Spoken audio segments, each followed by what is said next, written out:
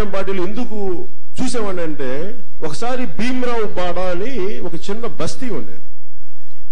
కొన్ని దశాబ్దాలుగా అక్కడ ఇల్లు కట్టుకుంటే అప్పటి ముఖ్యమంత్రి late chief minister Shri Rajasekhara Reddy గారు బతికున్నప్పుడు ఒక నిర్ణయం తీసుకున్నారు. అది కాంగ్రెస్ భవనం గాంధీ భవన్ పక్కనే ఉండేది, అది కూడా గాంధీ భవన్ లో కలిపేయాలని. రాత్రికి రాత్రి వెళ్ళి ఫోర్సెస్ ని పంపించి వెకేట్ చేయించేశారు. నేను వెళ్ళి లోపలికి వెళ్ళి చూశాను.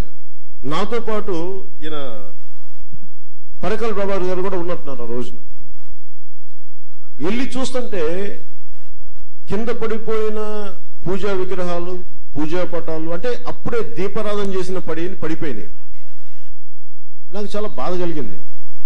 అంటే ఇక్కడ ఇంతమంది బతుకుతున్న దాన్ని నిర్దాక్షిణ్యంగా, అంటే నేనేమంటానంటే, ఆ రోజు నా కాంగ్రెస్ పార్టీ మీద ఎందుకు కోపం వచ్చిందంటే, రాష్ట్రంలో ఎక్కడ వేలు పెట్టా మీదే కదా, మీకు స్థలం దొరుకుతుంది కదా, అలాంటిది వెళ్ళి పోయి చిన్న ఊర పిచ్చుకల మీద పడతారేంటి అని అనిపించింది. మీకు ఇంత శక్తి ఉండి మీ బ్రహ్మాస్త్రం అంతా తీసుకెళ్లి చాలా చిన్నది ఒక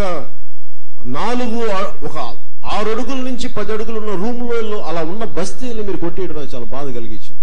పోనీ పునరావాసం నన్ను అర్థం చేసుకున్నాం, సరేలే అని నన్ను అరెస్ట్ చేసి పోలీస్ స్టేషన్ లో పెట్టారు, పక్కనే ఉన్న పోలీస్ స్టేషన్ లో. అప్పుడు దాకా నేను బయటకు వస్తే అరెస్ట్ నాకే తెలియదు, ఎందుకంటే ఎక్కేసి చాలా మాట్లాడించాలి ఎక్కని చెప్పి నన్ను వ్యాన్ ఎక్కించారు, తీసుకెళ్లి పోలీస్ స్టేషన్ లో పెట్టారు. పోలీస్ స్టేషన్ లో పెడితే నాతో పాటు ఈయన పరకాల ప్రభాకర్ గారు వచ్చారు, ఇంకా చాలా మంది వచ్చారు. పరకాల ప్రభాకర్ గారిని ఫస్ట్ టైం ఈ మాట్లాడక ముందు ఫస్ట్ టైం అదే కలవటం, ఆయన ఊగిపోతే కనిపించాడు. నాకు ఆశ్చర్యం, ఏం కమిటెడ్ వ్యక్తి అసలు, ఇలాంటి వాళ్ళు ఉన్నారు రాజకీయాల్లో కనుక, వాహ్ అనిపించింది.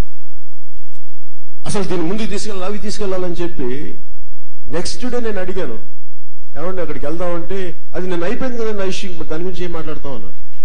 ఈ వీడియోపై మీ విలువైన కామెంట్స్ ని మాతో షేర్ చేసుకోండి. అండ్ ఇంకో విషయం, సబ్స్క్రైబ్ చేయడం మర్చిపోకండి.